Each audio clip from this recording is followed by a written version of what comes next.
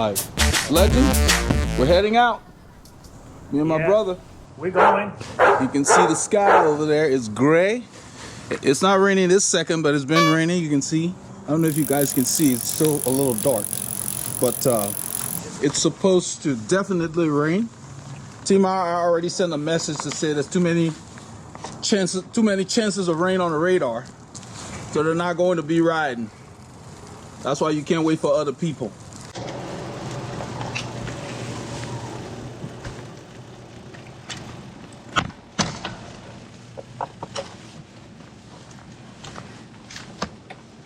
Beautiful day, man. Yeah, gorgeous day. If you're not riding, you're missing out. It's just that simple. Yep. Look at this day.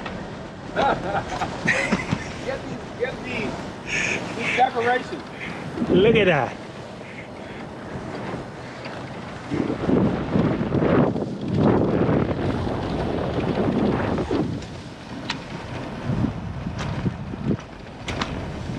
It's a beautiful morning. It actually ended up being much milder than even Sunday. Sunday was cooler as we head out.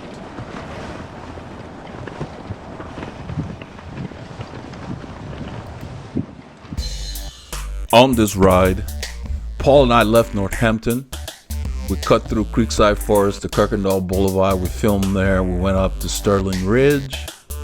We rode out and took 1488 West. There was no filming going on there. Went over Mount Magnolia on 149. Past Gary. By the time we got out to Montgomery on 1097, we turned the camera on. We're drenched in rain. And then we went through on Bethel Road through the forest all the way to 149 and came south on 149. We turned off the camera when we got to the end of Bethel Road. And so we got some good clips of the rain. Our goal was to film in the actual rain. So I put Rain-X on the camera lens so that the rain would sheet off the lens and we'd be able to actually get rain. I think you would like the clips that we got for you. We went ahead and supplemented the clips in the rain with the ride we ended up doing on Sunday with Team RR. Hope you enjoy the clips.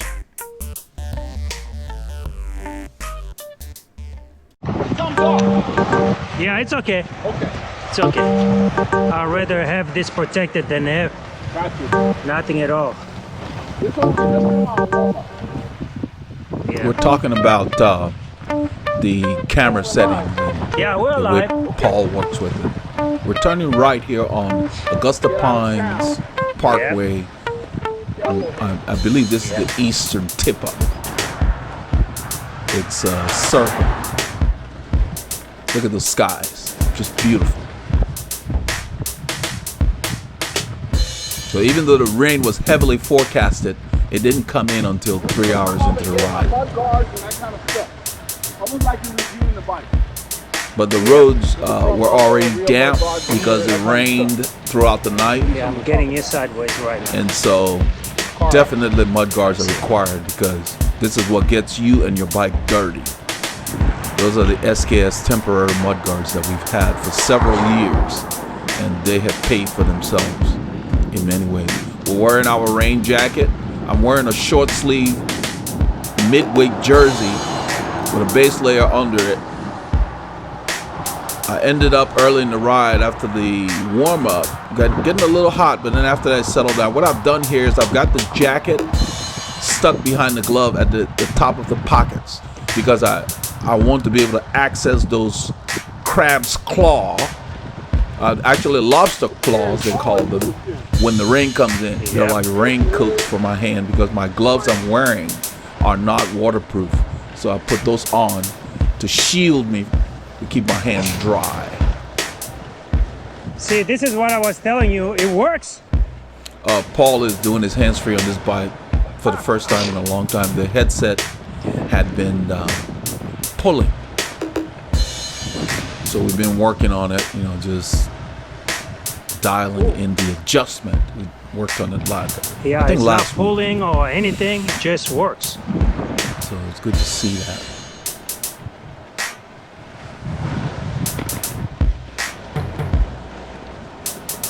Because your bike should not pull. When you sit up, it should track. So if it's pulling, that means Look at this day, headset's guys. not adjusted properly. It's a beautiful day. We're gonna enjoy Temperatures it. are mild. It's 12 Celsius. Let the rain come. Milder compared to what we've experienced all week in our area.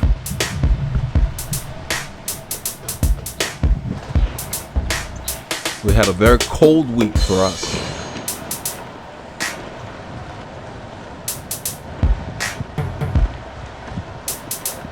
And later on in the week, it started warming up a little bit, and then this front came in and brought the rain. We just cooled it off, because the day after this ride, it was cooler when we started than it is today. You see how I take this line? I'm keeping that bike as straight as possible, because the road is damp. You got those white lines. You don't need to do any excessive leaning.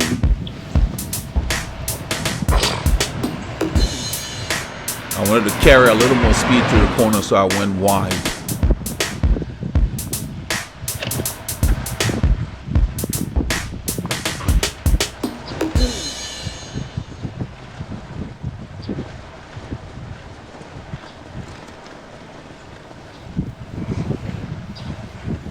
We're taking the shortest way out of town. We want to get out on the open road.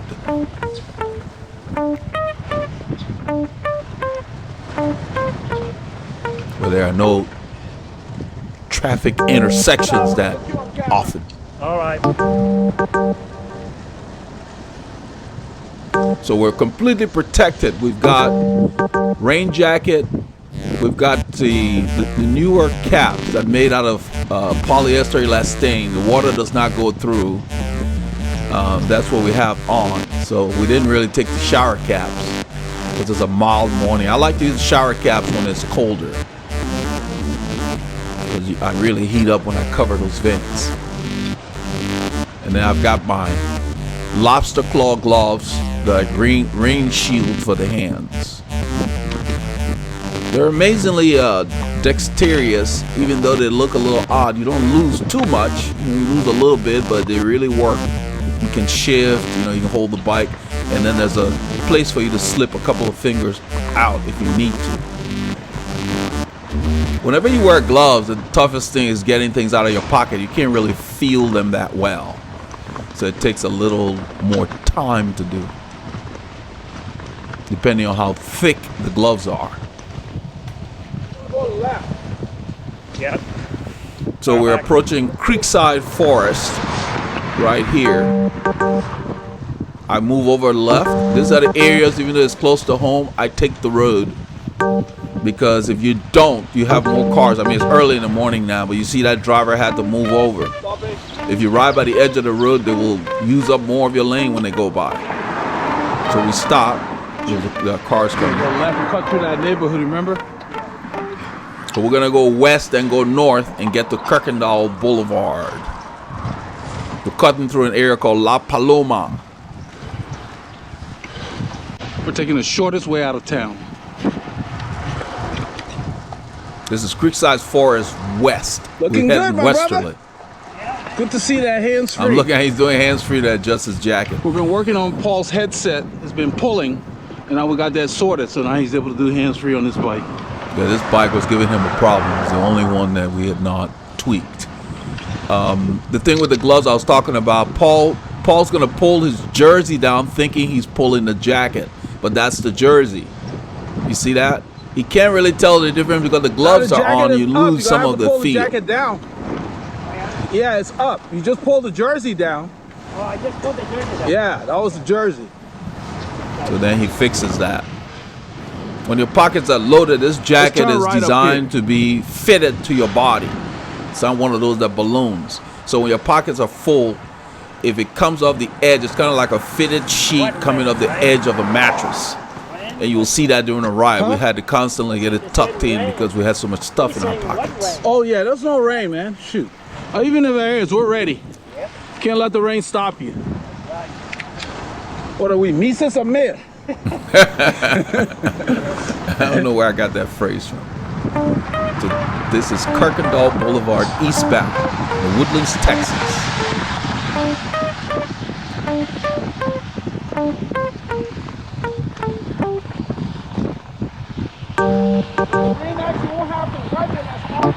I think this stretch of Kuykendahl is still generally in the main part of Harris County. You can tell by the street signs that they're green and white. But we're very close to the Woodlands. I mean, if you go across the street to the left, you'll be in the Woodlands. So it's kind of like in our area, when you leave the county or you enter the county, it varies how the county lines zigzag. That's why I just called it Woodlands. Paul put a comment on the last ride. He said, Fabian is killing me. Well, what Paul is talking about, Maurizio Topini rides with Fabian a lot, so they had gone out on a ride. And he put on the comment on his Strava, he said Fabian was killing him. They were pushing really hard on that ride. It was a ride earlier in the week.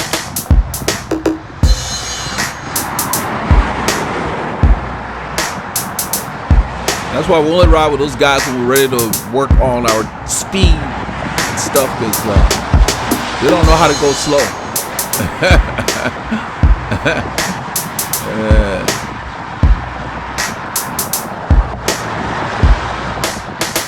I'm using the mirror. You can see where I position myself. You see me move over a little more. The wind's coming from the left, so I'm leaving some room for Paul.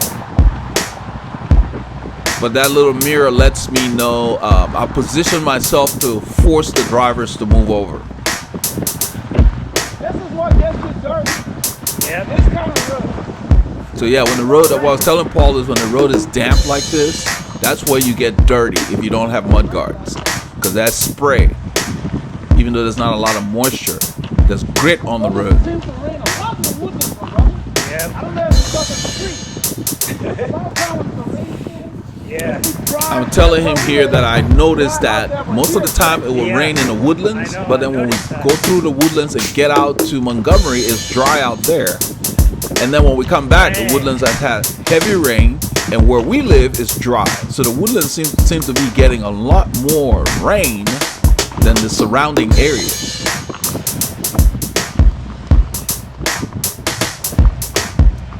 I don't know, because it might be the high concentration of trees. But we definitely need the rain. I like the rain. I love listening to the rain. The roads are quieter when it rains. There's fewer cars out. You know, it's 7:40 in the morning. We left around 7 o'clock, I believe. Since nobody else was riding today, we decided we'd just leave a little later and do the same. So we end up doing almost 7 hours.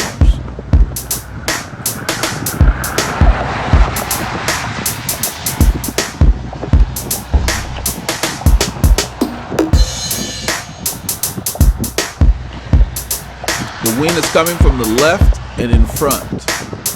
I've got the jacket a little unzipped, and because of how it's fitted, it does not balloon. Paul has his open right now. I think I have mine zipped up. It's a double zip, so you can open it from the bottom to access your pockets, you know, which is what I'll do later. Right now I have it there so I can just pull those gloves when the rain comes in. But even though I don't have it pulled all the way down, you can see how well it fits my torso. This is the Rafa Shadow. I believe they call it Shadow Pro Team Shadow Training Jacket. It definitely worked. Kept the rain off of us.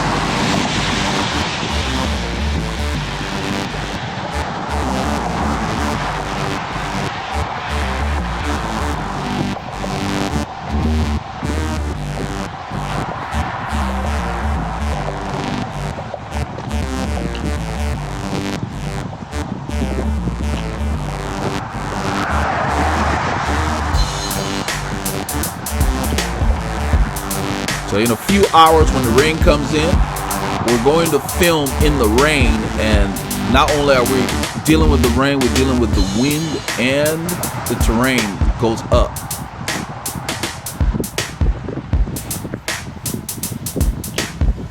At this point, my body temperature goes up, and I was really thrilled. I was glad that I wore a short sleeve jersey as opposed to a long sleeve because my arms would have been too hot. That's why I thought I said I'm getting hot. I solved it by pulling the jersey sleeve a little bit up, a couple of inches or so, and it just made that little gap made a difference. Because that jersey sleeve has an elastic band at the base of it. It's not designed for you to pull up. You can't pull it up too high. But sometimes just slight changes makes the difference.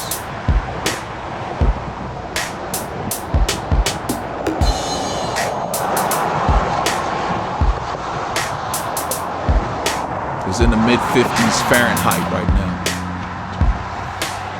I go ahead and check. We don't stop here. It's early. Nothing's coming. A lot of these intersections, you get a yellow light. I just go ahead and check. Nothing's coming. I let him know, so we roll through here.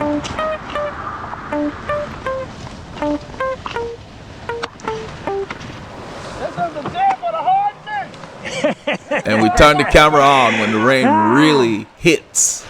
These are the pieces of equipment that keep the rain off of you. Look at the rain sheeting. It is coming down. Yeah. You can see the rain. It's the wind that's making the angle of the raindrops. I wanted to get this over here before the wind picks up. I'm using those trees to block me as I adjust my sleeve because the rain just picked up. That's Bailey Grove Road up here. We're in Montgomery County. We're on Bethel Road, also known as 1097. You see the jacket on the left is a little over the pocket because it has pulled up. What I was describing about its fitted position because the pockets are loaded. In a few kilometers, maybe a kilometer or so, Paul would mention that to me and I'll fix it. But even there, I am dry. The rain just sheets off this jersey. Look at the rain. Yep. It is windy, it's raining, and we're going uphill. I've got Rain-X on the screen. That's what I'm mentioning to him. And the raindrops are not clogging up the visibility on the screen. If I hadn't put that on there, you wouldn't be able to see this. But out of habit, Paul is periodically wiping it. But still, you can see how the raindrops get on there and they don't all stick because we're getting pounded here. Look at the sheets of rain. I'll let you listen to it. The wind is coming from the left, west, and from in front, which is north. Yep. You can't stop riding. If I didn't have those mud guards, this camera wouldn't be able to film this because the water would be spraying right into it. That's why we don't follow anybody when it rains. Because you just get messy.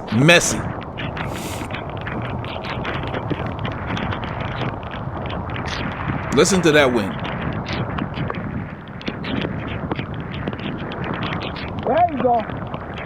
So you see the side of the jacket is up over the pocket halfway. I will miss a man. That's the protein cap I'm wearing is made out of material like our jerseys, and the water rolls off the brim so it doesn't go through. But this shadow jacket really protects you completely. And these protein tights that we were wearing, the protein tights with pad, this is where he tells me about it, and he tells me to cover the pocket. And I pull the jersey down. So even with the lobster claw, I'm able to grab the jersey and pull it down. I was very, very impressed with the level of dexterity you still have with the lobster claw gloves on. They're well designed. Many manufacturers make them, different styles and variations of material. Yep. Yeah, my feet is soaked now. What Paul's talking about is the wind and the rain pound our legs to where the DWR treatment on those shorts can only take so much. So after a while, some gets through. and then they end up dripping down your leg, so you can feel them dripping down your leg. So we discussed that, and Velotoes makes a product that actually seals the top of your shoe covers, because that's the weakness, the water dripping inside your ankle. So we went ahead and requested a couple for testing, so that they're sending them. It's going to come in. I will do a video about it and show you whether that works, because you supposedly can use that with any shoe covers that you already have. It doesn't have to be a Velotoes shoe cover. We're using the Asos S7 today. I love the fit of them.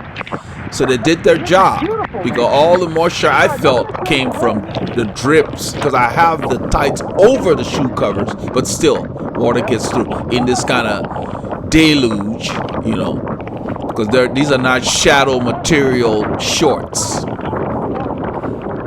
But even the Pro Team shorts resist enough water. A lot of manufacturers make what they call, they put nanotechnology in them to where you have DRL treatment and certain fabric in their tights that resists water.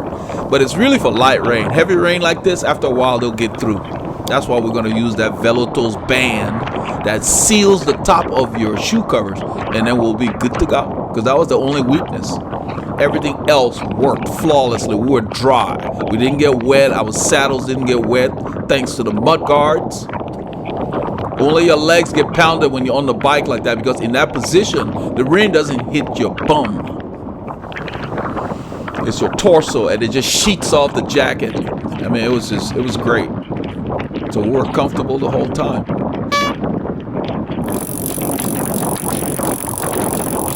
So we'll introduce the Velotoes band that seals the upper part of your shoe cover in the rain when they come in. I will do a review of them and do a full test, because that's the only weakness we need to resolve, and we'll be good to go. We've got some gloves coming from Showers Pass that are waterproof.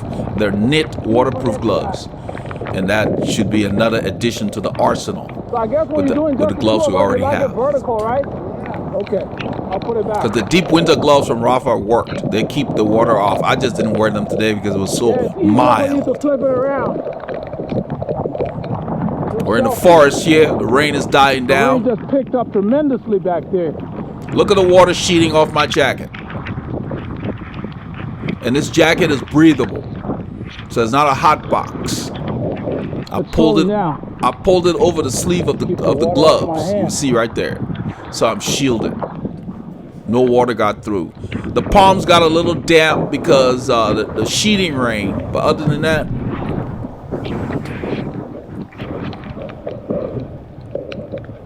All right, gentlemen. this is Sunday morning.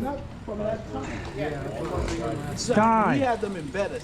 So, Mark, what's the route? Yeah, a bunch of little ones. We're going out 1488. Once my Jackson tread Road. disappears, I change the time. Jackson, we're going to take a right on 1488. Bob and I are still talking while Mark gives the route, so Bob misses everything. Back way to Spring Branch. Take a right on 149. Take a left on Keenan through the neighborhood. Honey, Egypt, Dan Conway's favorite hill. Home. Thank you, Mark. You're welcome. We ready? Yeah, we're ready. We're ready. Let's roll. Let's roll. Now you hear Bob say, "Where we going?" Where are we going? That's what Mark was talking about. I said, that's what Mark was just talking about. But Bob was more interested in what we're talking about. I don't remember what exactly we're talking about. We're talking about technical stuff, flat repair, yada, yada, yada, So he was very, very engrossed in that. This is Rob over here on the right with the purple sleeves on his jersey. He's riding what he calls his cyclocross / gravel, I guess gravel bike is what he called it. It's made by a guy named Hans Snyder, who's been building steel frames for decades. One of our legend builders in the area. He lives in the Huntsville area. Yeah. Beside the rain. So Dan hears me tell somebody that it was milder yesterday than it is today. It is colder this morning. And he's like, I must live in a different universe like Earth 2. That's what they're laughing about. He's like, how can you consider a rainy day to be nicer than today? But I have a different mindset besides the rain. The temperature was nicer, and that's what I was saying. I said it was milder yesterday. You can see all the stuff I'm wearing. My shoes are covered and everything. So I heard them, and I didn't get the details. I asked Paul here. What did he say? He heard you say a comment that it was actually nicer yesterday than It was warmer. It's cold today. He said, did I just hear him say? So Dad said, did I just hear him say it was milder yesterday or nicer yesterday? He said he must be on a different, like living in a different universe. Different planet than you do. I like rainy days, I like sunny days, I like cloudy days, whatever day I get up and I'm healthy or whatever I'm kicking out, it's a nice day. That's my mindset. We need the rain, but you know, people consider rain to be, I guess, bad weather. I don't like that word. It's not bad, it's just challenging. So if you're gonna go out in it, you need an umbrella or a rain cape or a rain jacket. If you go into the store, you need something. That's all. Yeah, I wrapped that cream that we have. It's very foggy. You can see good visibility here as we head further out northwesterly. It gets very low as far as visibility. So Bob on the right there with that chartreuse jersey ends up being our caboose. And he's got that bright cycle light in zoom mode. That's what you see. That's cycle light in zoom mode. That's the hot shot. I think he has the 150 or probably the 200. But that's the mode that he set it in. It was very bright, so we put him on the rear when we got out to 149.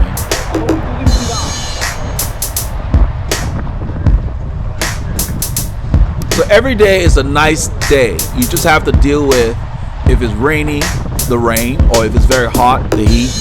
It doesn't make it a bad day.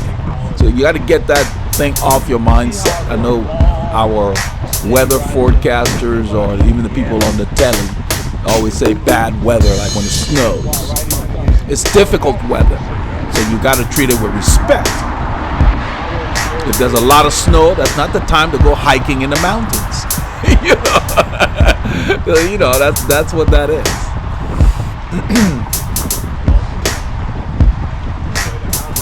I took my gloves and put it in the bag, man. Oh yeah, you don't need it now. Yeah, Paul has his copy of the lobster claw, and he's telling me that he put him in his pocket. He didn't need it now because it's not that bad, and he's got a knife. You can see it's 7C, so that's what I was talking about. Yesterday when we left, it was about 12C in the morning. I've got the Castelli Sorpasso bib shorts. They're years old and they still hold up because really you don't use them that much. You know, if you have a few copies, you can share the wear. And I've got the thermal jersey with navy and chartreuse blended. I like how the Castelli logo on the back of the leg, that's part of your visibility there. And of course the trusty lights, the bump breaker flare on the rear of this bike. So you just have to equip yourself. We go ahead and roll through. This is a three-way. Those guys are on the shoulder. They're going through. The light is short. We checked. There was nothing coming. It's early in the morning, you know. So we just gotta roll through. But you can get stopped for doing that. So you gotta be careful if you do that. Because if you get an officer in the area, he might just decide to lecture you.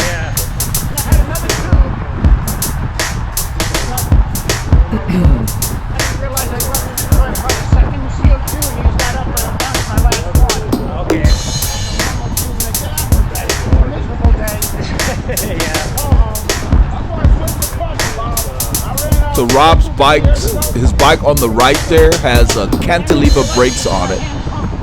He's got bigger tires, probably 35s or something like that. And he says he uses it for, I guess, gravel riding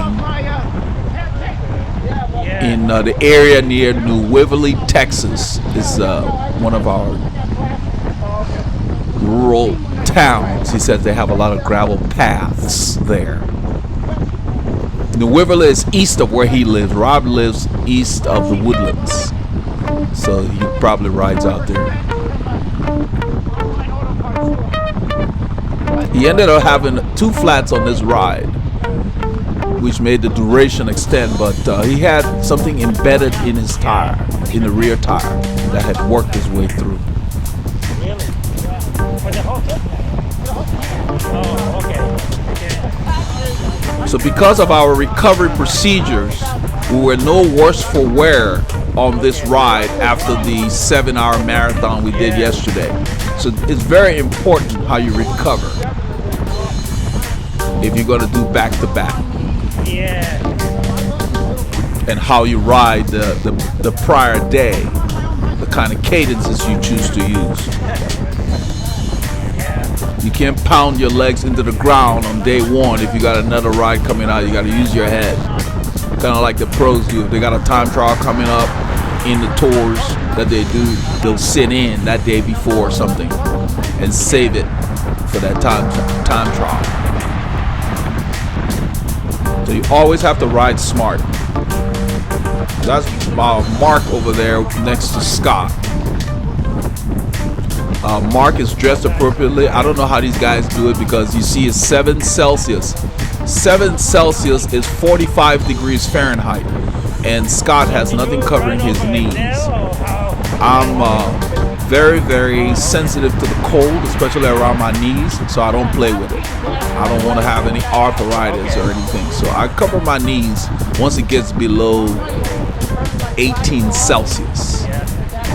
Unless the wind is very warm, let's say blowing from the south. It was not that today. Warmed up later a little bit, but right now it's kind of cold. And since it was going to stay below 15 Celsius for most of the ride, that's why I just decided to wear tights. And I've got the old style shoe covers on. They're like knitted socks that you slip over your shoe. They keep your feet very warm.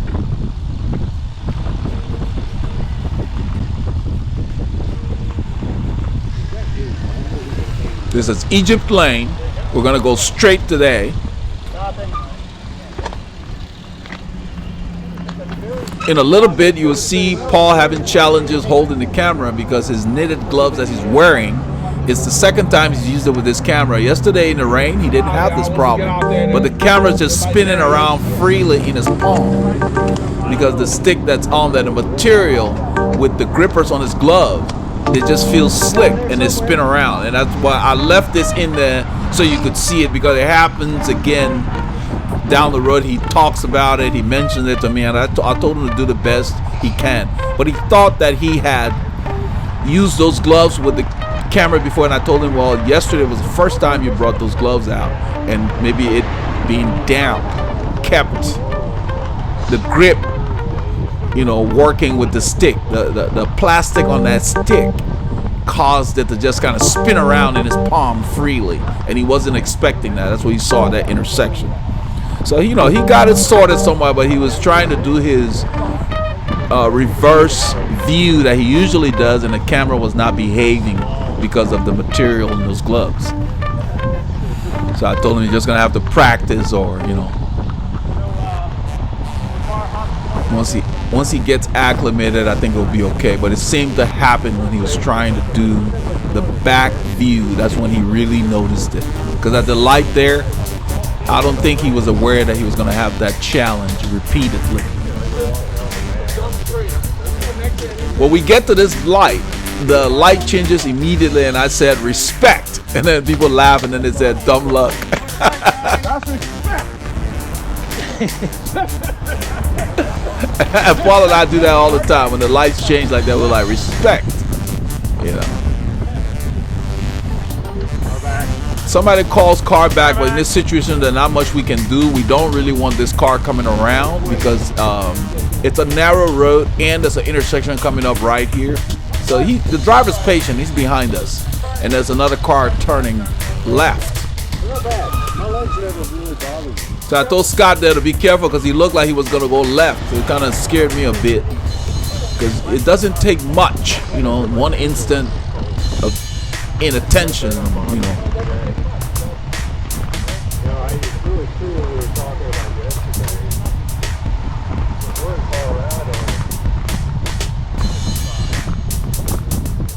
So when we got to the parking lot, the first question the guys asked me was, did you guys ride yesterday? I was like, yep, you know, because for Saturday, unless something is really going on, that's the day we can get out. During the week, we're not able to as much. So yeah, and they said, how was it? Did you take your mud guards? And you know, I answered all the questions, but yeah, if it's raining or if there's a threat of rain, we put the mud guards on. No fuss, no muss. It's not that big a deal. They really work well. You can see I'm using the same frame.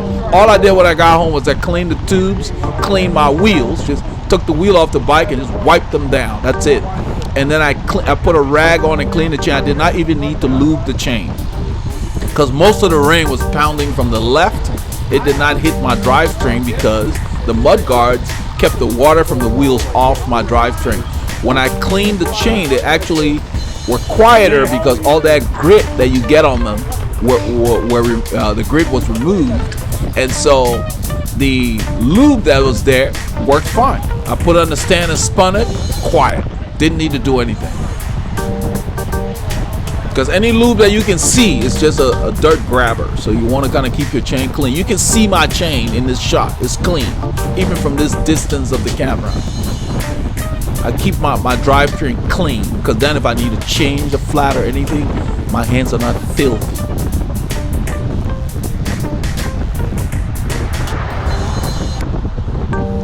We were warming up, you know, Bob and I are chatting, and you'll see in a little bit the boys start forcing the pace. Look at the gap. I stand up, kind of loosen up my legs a little bit. See the temperature's dropping. It's 6 Celsius as we head north. It's getting colder. And with the mist, the fog, the moisture in the air, you're gonna feel colder. I just kicked it up a little bit to get up there.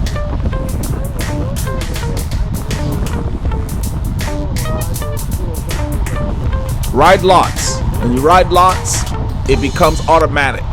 You don't have to think about things when you ride. It just happens. And if you have structure when it's time to go fast, your body knows what to do. My weekday rides are intense. I ride harder during the week than I ride with these guys sometimes. They're short, they're punchier. You know, some of the workouts. And there's some of the ones where depending on what you're building. So you gotta have the variety. I move over to blow my nose because of the moisture in the air. You don't wanna, you know, have anything get on your riding mates.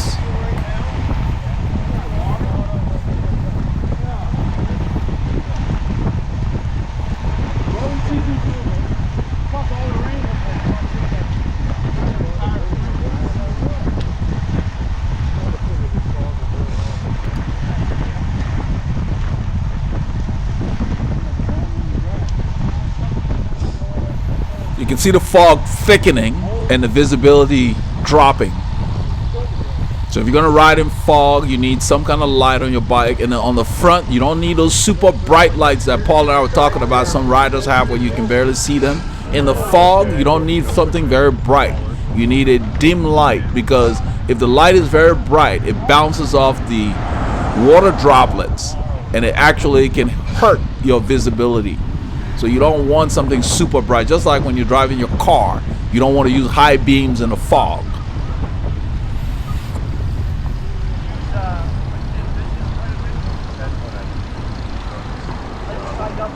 You can see the mist. Look at that. Normally we can see further than this. And that parking lot is shrouded in fog. It's because of the change in temperature and the dew point. 6 Celsius right now. So it's like 42, 43 degrees Fahrenheit. So I kick in the time lapse here to kind of move things along. We're staying at the light for a bit. At this point, we're on the open road, as my brother calls it. The light changes, we start to roll. I don't quite get a successful clip in. I don't force it. I go ahead and use my right leg to get through the intersection. Once I get across the road, I try to clip back in. I think my foot slips. I'm checking the cover. The cover's got all kinds of debris on it. The mist, you get all kinds of stuff, so my foot slipped after I cleaned it and I clipped in. So when you put on your shoe covers, just make sure that your cleats are clear, that you don't have any fabric or anything in the way. That was not the issue there. It's just a misclip. I don't worry about it. I just keep my foot on there and use the leg that is clipped in to get me through the intersection. So Paul mentioned about watch out for that glass, because this is the very road. This is not where he had the flat, but he encountered some glass. Paul himself found pieces of glass in his tire that had been there for a while. He usually uses tweezers to take them off. The tread on your tire, when they get really low, it decreases the ability of the tire to fend off those flats that come from things that work their way in, because not all flats are instant. So you got to check your tires periodically. We have a video on the channel that talks about what you do after each ride. Those are one of the things, especially after a rainy ride. It's easy to check the tire, because I cleaned the tire with a rag and you can see it. So I don't use my tires till they're bald. I use them once the tread where it gets down very low, then it's time to put on some new ones. So we try to get tires when they're very, very inexpensive and keep them in stock so that you don't have to run to the bike shop. We mostly on this road, we're doing between 35 to 37. Every time, for some reason, I come through here, my speedometer is affected by something in this area. I don't know if it's a high tension wire or whatever. I've mentioned it before. But primarily while we're out here, we're riding about 35, so like 22 to 23, 24 miles an hour. Most of this stretch. I guess because the guys didn't ride on Saturday, they were eager to ride. I basically was just going to do what they wanted to do, because I wasn't sure how my legs would feel after those 7 hours in the wind and the rain yesterday. But my recovery was spot on, so you got to stick to your regimen.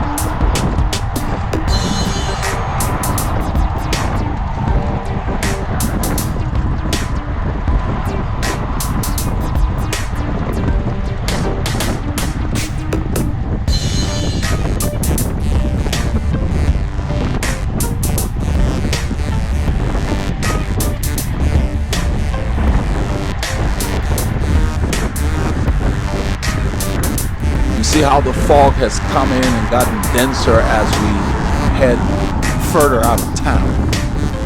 The visibility increased further outward.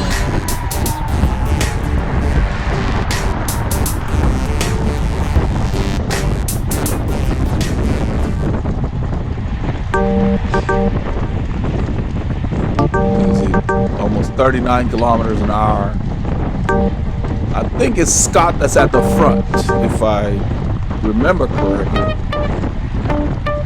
I'm not pulling right now. I'm up there. I end up pulling in a little while. And all I do after the person who is pulling gets off, I keep the same tempo.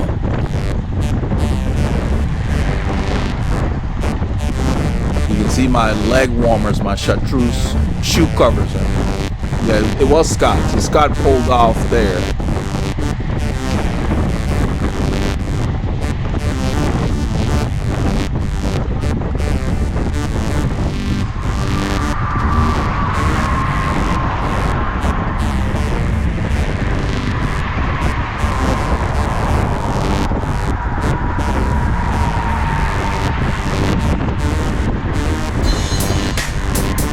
We're moving here.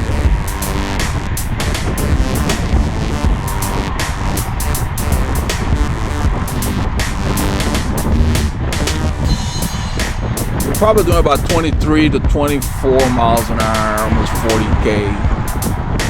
That speed unit that I have, I work with a power meter, is flipping because of where we are. Once we get further out, it stabilizes. Yeah, tap. There's too much interference here.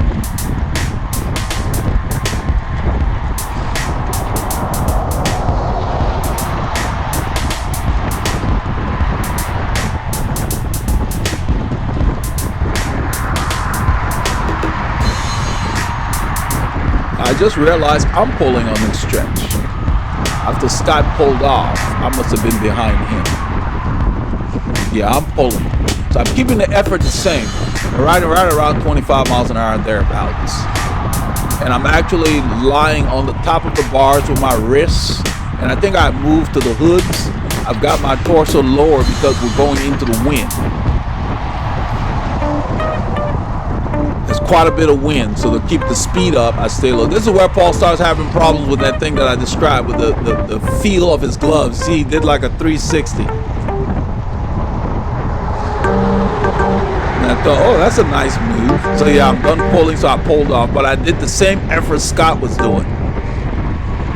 And when I pulled off, I kept the speed just a little slower so the group wouldn't have to speed up. And then Rob takes over. And I go to the back of the group.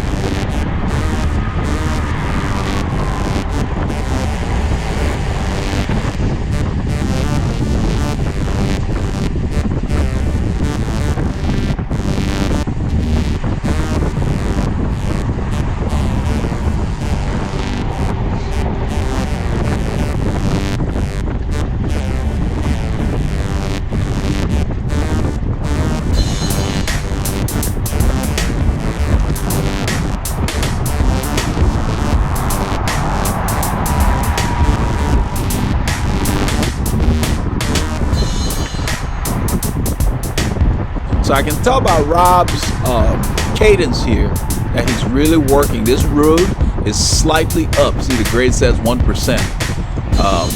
I call them false flats. Some people call them ninja grade, whatever. I don't care for them that much. I'd much rather deal with a 3 or 4% climb than one of these that are like mysteriously making it challenging for you to pedal. You see Rob's body rocking? That's how you know he's working. And Mark's doing his best to stay on there. And you see our speeds. And I'm in the back, so my wattage, yeah, I'm doing 236, 2 something in the back. Yeah, it's a good pace because I'm in the draft.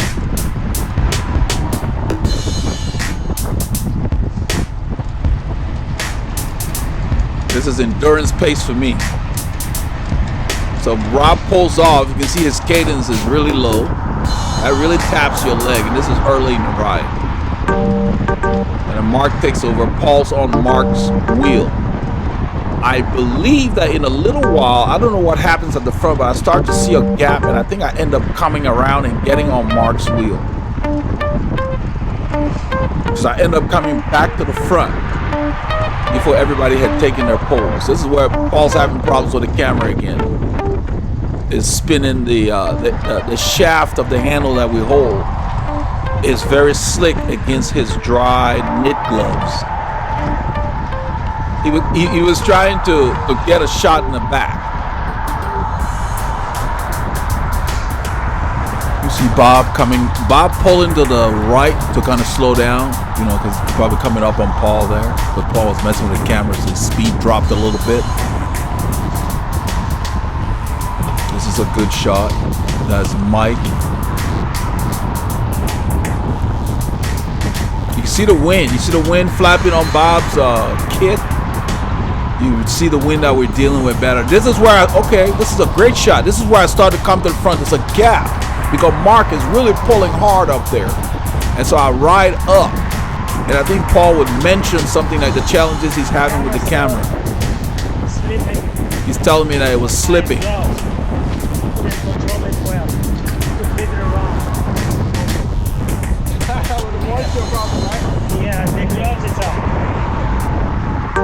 So we chat a little bit about it, and then I move up in front of him to close this gap that Mark had opened. And then Bob comes around. Bob's on my wheel. Paul lets everybody come through because he wants to sort whatever challenges he's having out with the camera. That's Dan the man there. This is Scott and Rob. So Paul slips. So Paul's the caboose right now. And I'm on Mark's wheel right now. I wanted to fill the gap so we can stay together and, in this wind, kind of keep the train moving. You see where we are on the shoulder. You want to stay in that range, about a foot to the right of the white line. It's cleaner than by the grass over there because all the debris scoots to the right as cars go by. So until the sweepers come out, the entire shoulder is not super clean. There's a lot of grit that you can't see, the little small pieces of stuff that can embed themselves in your tire. So you stay where you see Rob. That's where you should ride, about a foot to the right of the line. You're more visible to the other road users. Because when you're all the way by the edge of the road, they consider you to basically be out of traffic per se. And they don't pay you no mind. You don't want that. You want them to be aware of your presence. That's why we got all these flashing lights on our bikes. Kind of wake them up. Like, hey, we're here.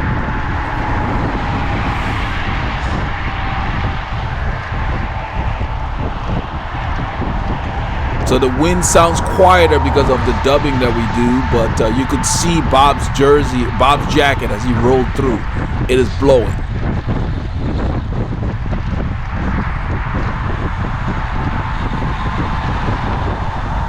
This part of the road is slightly downhill, so it takes a little less effort to hold 40K.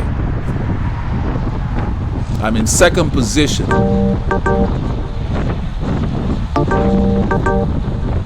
I'm keeping my cadence up because we have a lot of riding left and we're gonna do a lot of climbing, and then with the wind, you want to keep your legs supple.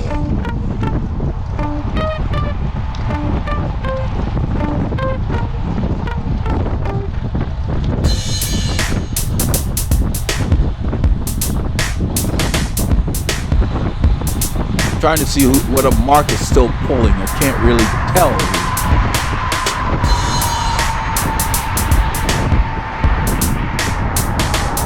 Yeah, he's still up there.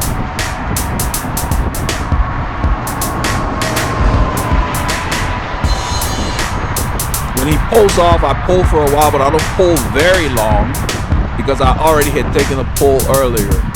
This is a good shot. And so I want to make sure that everybody kind of pulls through.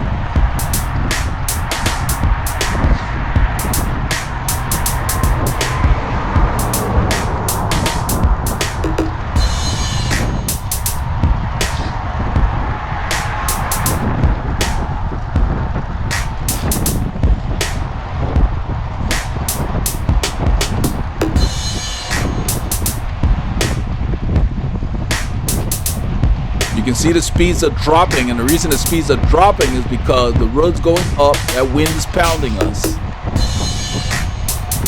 The terrain has changed. Right here, it's gonna bump up right here, starts a little bit of a slight grade, and I think it goes around 2.5%. In a short while, Mark's gonna pull off the front.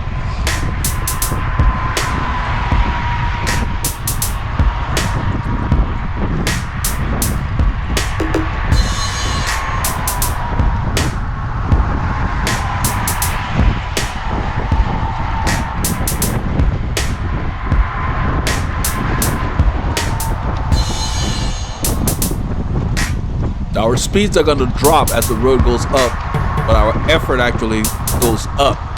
Because of the grade, you can see it says 1%. It's going to keep going up a little bit. We're not near we're close to Mount Magnolia, but this is not it. Just a little slope. But you feel it. I think that's where Mark pulled off.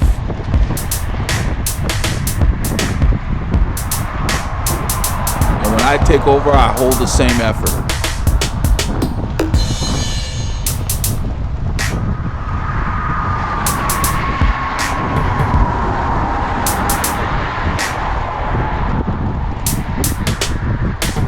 I guess he's still there. I thought he had pulled off, drifted a little to the right. Yeah, I think he did that a couple of times before he finally pulled off the front. I don't follow him when I'm following. If he drifts to the right, I hold my line because he ends up coming back. So I don't move right with him. I think he's pulled off now.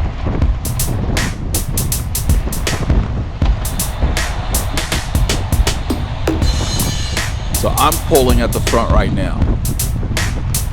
I keep it around 23, 24 thereabouts. I'm not doing it by speed. It's really just effort. I'm right at sweet spot. You can see Bob's jacket up front. the wind is really blowing. This is what Paul's having problems with the camera again. But he recovered it. So he's just gonna have to get used to it with those gloves. He ended up saying later on he had warmed up. So I'm gonna do it without the gloves on. And I told him, yeah, this is your first weekend using those gloves. So yesterday it worked great, I guess, because they were damp. And then today, the gloves being dry, for some reason it just slides around.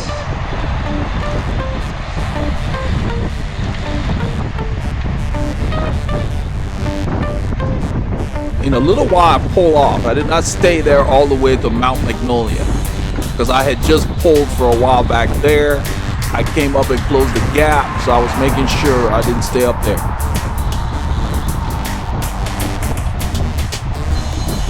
I think Dan pulled to the right to blow his nose or something. Yeah, so I pulled off right here. Once the road leveled off, I pulled off so that Bob would get a flat road to start his pull.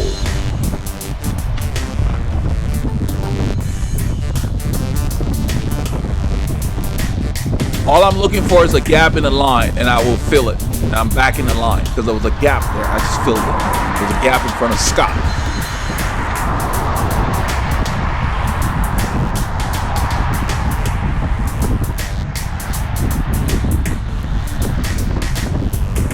I look back to make sure everybody's together. You saw how I did that. I didn't have to pull all the way out of the line or disrupt the flow to do that. I just looked back to make sure everybody was here.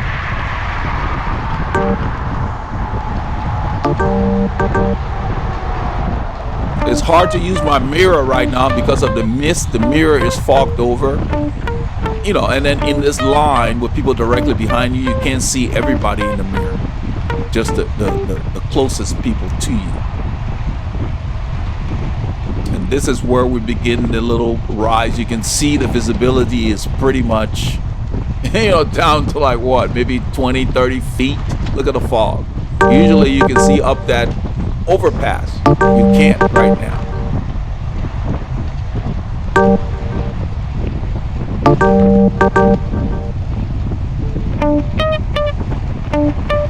Of course, these lights are very effective in these conditions.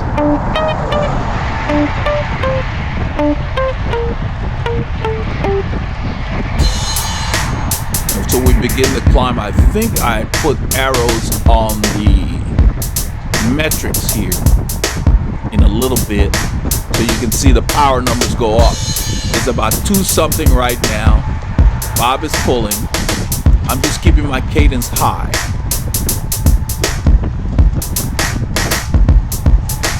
You will see the cadence rise. Anything in, you see that white bar to the left of the speed, that's the cadence, that's the power meter.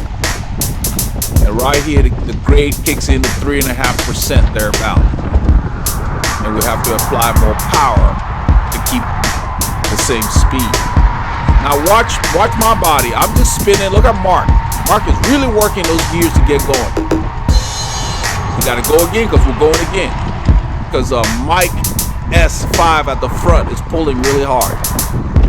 But when you keep your cadence reasonable, you can just rev.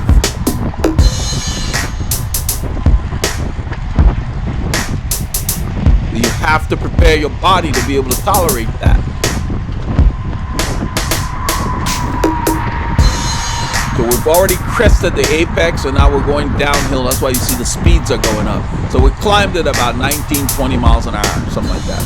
Probably about 19 with the wind. Those WCC boys, they be climbing this stuff at 25. Those guys don't back off. Mo and his boys. Look at this. Look at the lack of visibility here. I mean, we can see fine, but from the wide angle of the camera, this is what the other road users will see. I mean, when you're in the fog, you can see maybe 10, 15 feet in front of you. I mean, enough to where you can react to things. I just continued riding here. They were slowing down. I wasn't sure why. I just wanted to keep my legs turning. And Mark will mention that we need to stay together on 149. But look at the visibility. It's Not a whole lot. Maybe 100 feet. 149. Somebody's gonna have a bright blinker in the back. What he's saying is whoever has the brightest light and the lightest jersey can stay in the back. So we basically nominated Bob, or Bob nominated himself to be the caboose on 149. I would say probably what, 100-yard visibility? That's what it looks like. Until we get out to 1486. That's why I wore those chartreuse shoe covers. That adds to your visibility.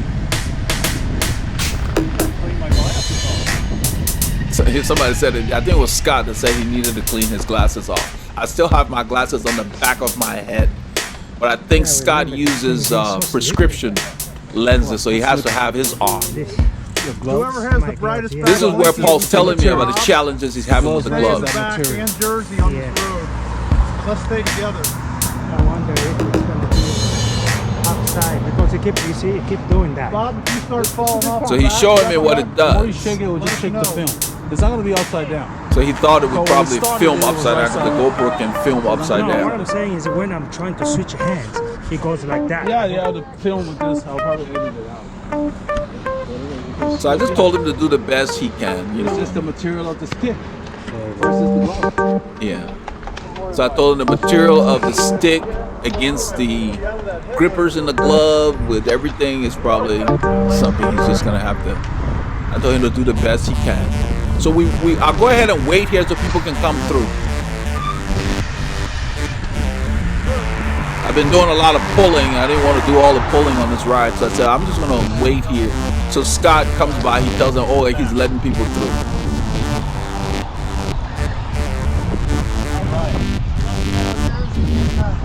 And then Bob says he's gonna stay at the back. So then I get back in the line.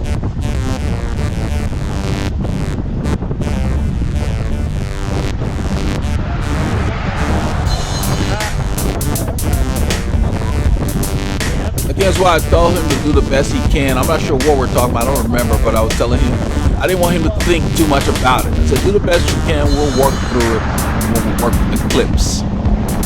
He was concerned about how the shots would turn out. I was fighting it, trying to keep it straight. So I said, well, maybe you can hold the side of the body of the camera because the material is more rubberized. So, you know, we're just troubleshooting here. And as a result, we got a gap to those boys. So a little while I tell him, let's get up there. You can see it's 6 Celsius.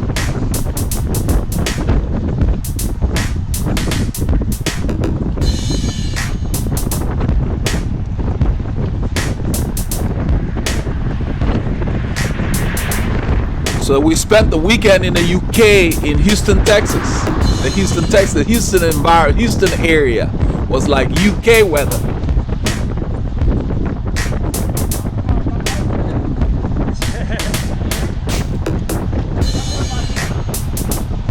This is more actually north of the Houston metro area, probably about 100 kilometers north.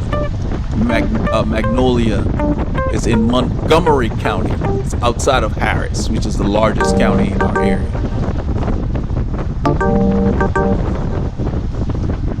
We're going directly into the wind here. And once we get off of 1488, my speed sensor is no longer being bothered by whatever it is that disturbs you on that road every time. I'd never noticed it before until I started using this power meter, because when I train solo during the week, I don't put a speed sensor on my bike. I use GPS to calculate my speed, so I don't have that problem. So once I started using this power meter, then I started noticing that. I was not aware of that before, but it always happens on 1488. There's got to be something in that area, something emitting on some frequency.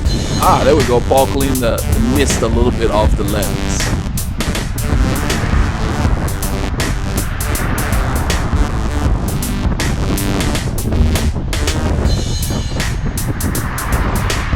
So So the mist actually ends up being like, well, as you know, moisture. So you get a lot of little debris on your shoes, your shin, the head tube of your bike, because you're basically riding through water vapor.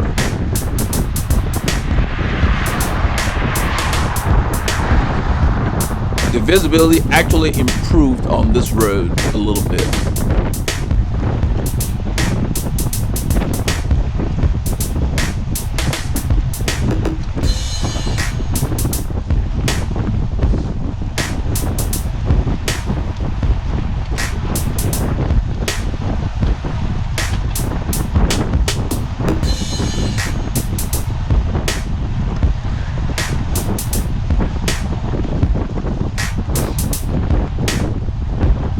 This is the FM 149 North from Montgomery County out to, actually from Magnolia in Montgomery County out to Dobbins. We're headed through, we're gonna take Jackson Road to 1486 where we stopped the filming. When we get on 1486, there's some nice rollers. And right now, I believe, I don't know who's pulling right now, but we get on Jackson Road. Mark takes a very long pull, and I guess he's feeling his oats. And as we start to crest those climbs, he kicks up the pace, and then Mike S5 follows up, and we put the hammer down. So that's a lot of action. It was fun. It was kind of good to know, you know. I wasn't sure how my legs would respond, but they were like, let's do this. 6 Celsius. It's about 42 degrees Fahrenheit, thereabouts.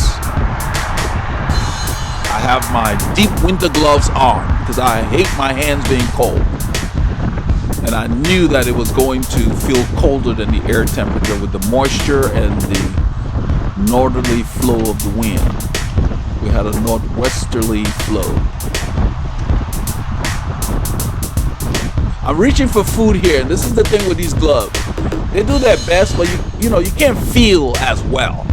So I'm gonna push from the bottom because I don't want to drop anything.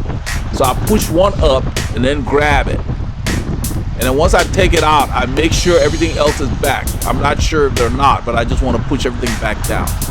And you should be able to do this while you're riding. You shouldn't have to stop to eat or drink. You gotta practice that. And the whole time I was doing that, I was watching the wheel in front of me, and I had my left hand near the stem to keep the bike steady. You have your most stability one-handed near the stem on the bars. So I basically take a gel before I need one, just out of habit.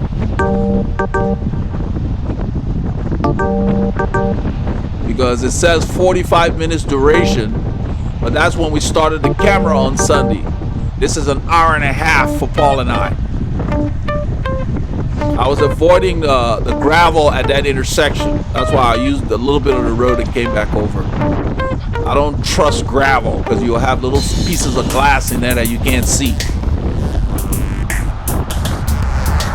So whenever I'm in doubt, I try to find real pavement. Whenever I ride, not even when in doubt, whenever I ride, use the real pavement. Don't go through debris. You don't know what's there. Look, the car ran off the road here.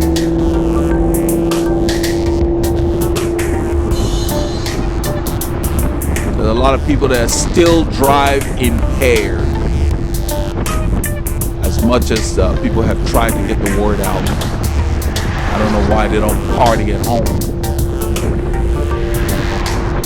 But you have to coexist with them.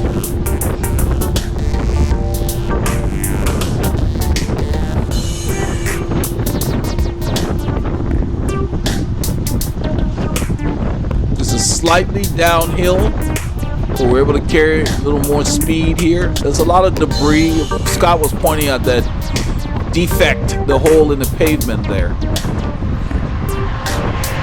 Whenever I'm on this road, that's exactly where I ride. You know, within that 1 foot range. There's a lot of tires that have peeled off the trucks and so forth. You get a lot of loose tire. The that's sitting on the side of the road. You don't want to go over those because they got little pieces of wire in there, the radial belts or whatever. They can cause flats.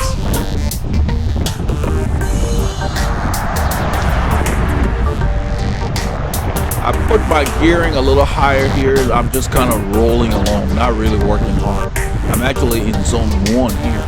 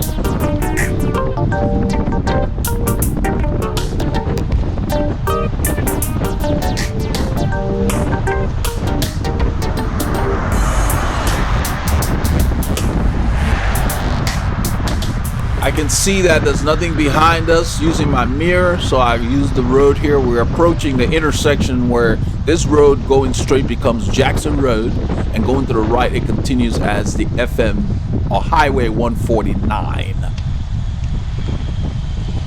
And there's a lot of debris on the corner from all those rocks you see to the right. There's a lot of stuff. They repaired the tracks to the right.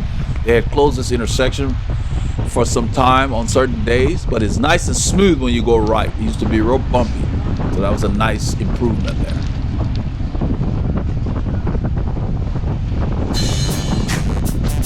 This is Jackson Road. I'll go ahead and slot in. We're going into the wind. This is where I think Mark takes a very long pull, and when he's done, we start to go up a climb when Rob is pulling, and he comes back and starts to force the pace, and then we heat up the pace of it for a bit. And I believe I even heard Mark jokingly call timeout when we went up the hill after he had made that move.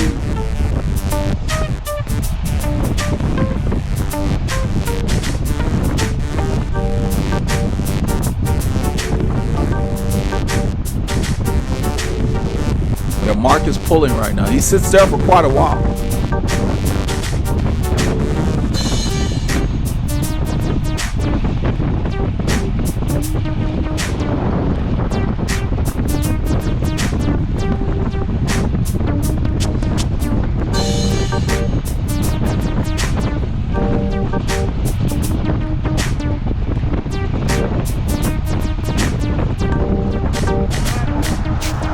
Resting my palms on the tops right now. We're not going very hard here. I'm in zone 1. One of the benefits of the draft.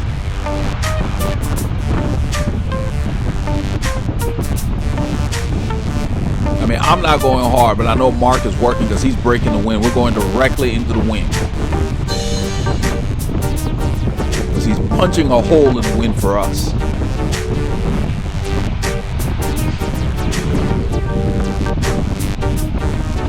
So when you sit at the front, pay attention to how you feel. Don't stay there too long. Make sure you're able to recover when you get off, when you're done pulling, so that you don't get left behind if the group pace changes. Don't get overzealous and stay there too long, longer than your fitness can allow you to recover from your effort.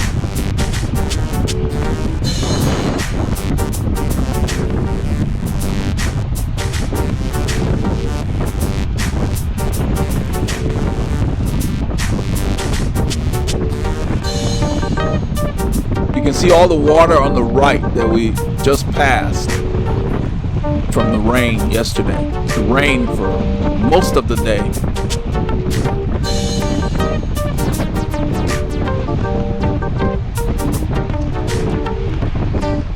The roads were surprisingly dry, even with the mist.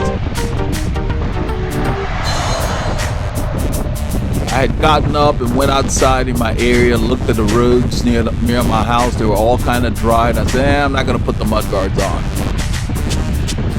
There's always, you take a chance there because sometimes the roads retain water. If we have a lot of water, the creeks overflow. And you end up messing up the bike you cleaned the day after the rainy ride on a day that was supposed to be dry. But the pavement here, you can see they're dry. It's dry. It's nice. Paul left his mud guards on and he put them back on. We always take them off and clean them because the feet get a lot of grit in them. And so we take them off. He just holds it off. Doesn't take long. The little attachments that goes on your seat stay.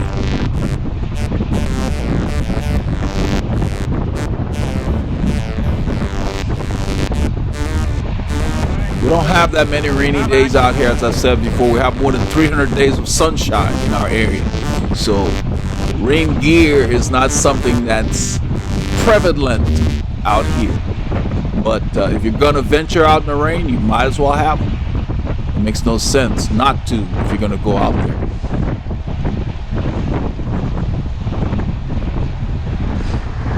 So at this point, I'm wondering how long Mark's going to stay there because it's not particularly easy. I mean, I'm behind him in zone 1, so he's got to be at least above tempo or, approaching zone 4 fighting this wind. And this road is up and down. Jackson's not flat.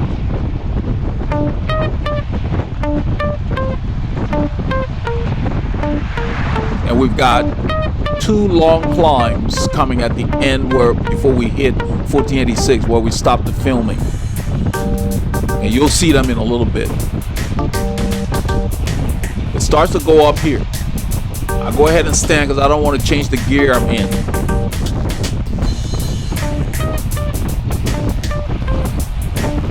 And when you stand, you don't want to be thrashing all over your bike. You want to be in large enough gear to where you're not straining, but you're not flailing around either. And you can see I stood and sat down without changing the position of my bike. You have to practice that so that the person behind you doesn't have to react or do anything. Scott's not really following me that close anyway. I think he should be a little closer. I'm right on Mike's wheel.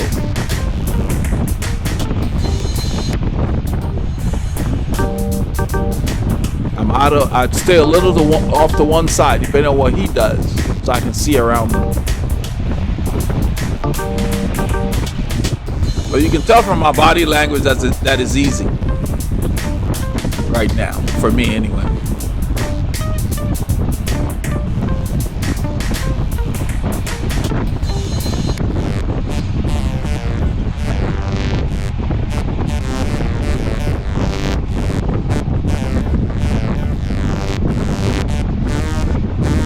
It's the time you want to drink, eat, do whatever. When the action is steady, that's when you do all of that. So when it's time to work, you don't have to deal with that. We're going downhill here. You see my watts are low.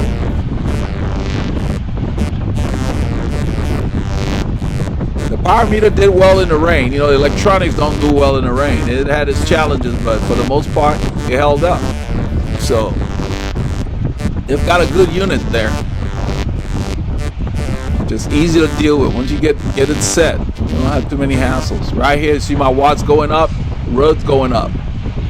To keep the speed the same, you got to put more power. We're doing about 20 miles an hour. 22. And it's going to go down again. So up and down in the distance there.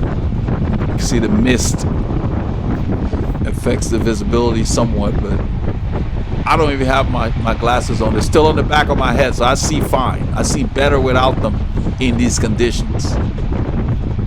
I carry them because when things change, you can put them back on, which they did later. The sun came out later in the ride, on the way back.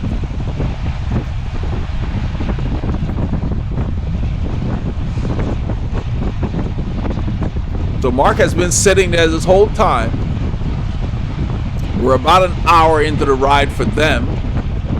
Probably almost 2 hours for us. I run the credits here before all the action starts. We want to thank our sponsors for helping us keep the content flowing. We want to thank our channel members and those of you that are on Patreon, our patrons. Consider becoming a member of the Veloharmony YouTube channel so you can get access to behind the scenes videos and training videos and other premium videos that are not available to the public.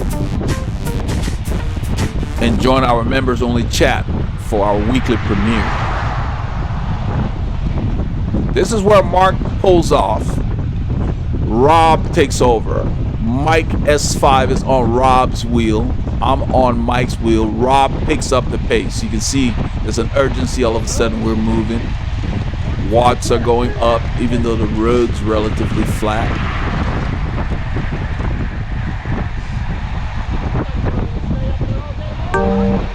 Somebody told him, I thought you were going to stay there all day long. I don't know who said that to him, but I heard that on the clips as Mark went back.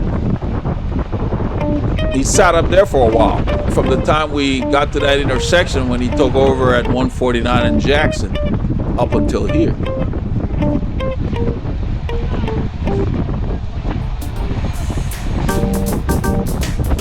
So now he's done all that pulling and then he just gets to the back and the road starts to go up. In a little while he's going to come to force the pace while Rob is still pulling.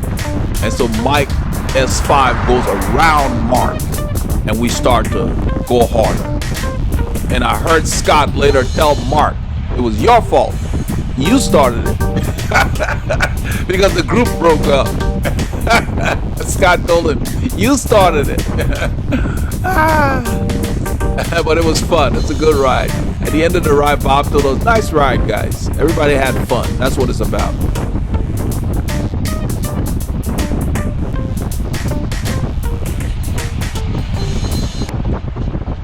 I only carry one bottle because our bottles that we have, Paul actually got me that bottle I have. It's the Podium, is it Podium Ice? I think it's Podium Chill. It's a very large bottle. I mean, it's not bulky or anything, but it holds a lot of liquid. So in the winter, if I fill one of them up, since I already drink before we leave, I don't need to get to it until several hours into the ride. So when it's cold, I just carry one because I don't drink that much. I just carry an electrolyte solution in there. We're nearing where the climbs are, and you'll see it's been maybe a minute or so after Mark pulled off, and he's going to come to the front and start to force the pace. And then Scott's going to say, oh, he's being impatient as he comes by. Scott sees him, because this is Scott behind me here. Scott sees him come up and say, uh-oh, he's getting impatient. Because I heard Scott say that.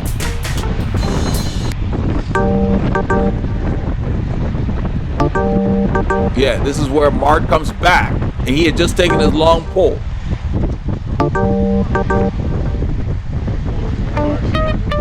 So that's what Scott said. Mark's getting impatient. And so Mark goes to the front. Rob is pulling his heart out. He's in a very heavy gear, so he really can't respond, to tell you the truth.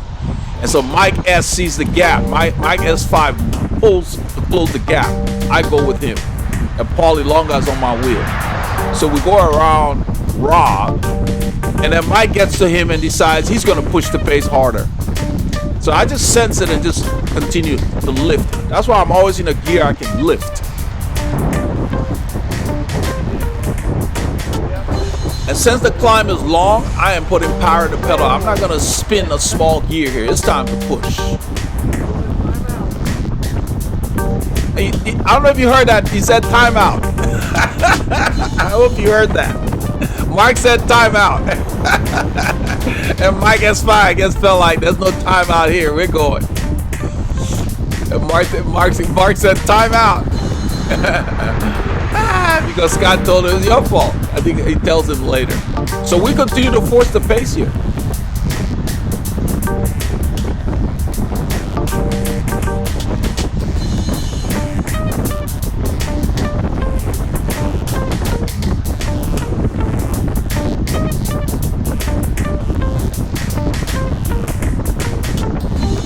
This is a long climb. I mean, we don't have super long climb where you're climbing for kilometers on end, but this is long. And at the gears that we're in, you feel it. So now it levels off a little bit. Well, there's another one in the distance. Once it goes right, it goes down and it dips and then it kicks up before we get to 1486.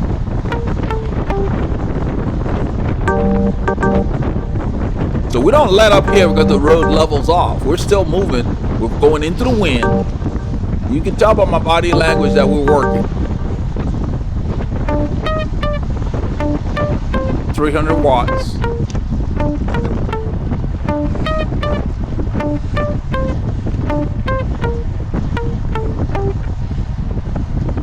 This is where a power meter is very valuable in my opinion, because if you're sitting at the front and you know you can hold, say, 400 watts for, say, 5 minutes or whatever, and you just get there and you hold it and you go. I mean, it's the same thing if you're doing it by feel. I mean, you know when you're doing something that's tolerable, but we're going hard here. I'm at the top of Temple, almost a sweet spot for me. There's the climb. As we go left, the road is going to go left and then it's going to kick up. I don't think it's as steep as what we just went over, but after what we've been doing, you feel it. And we're coming into it at speed.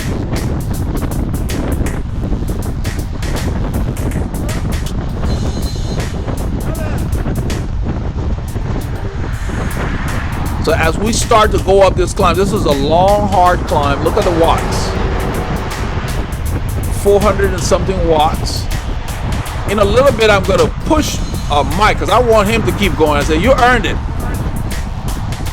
Because it starts to get harder, and I guess he backed off a little bit. I said, no, you go ahead and finish it. You earned it. And then in a little while, I'll put my arm around and tell him, good pull.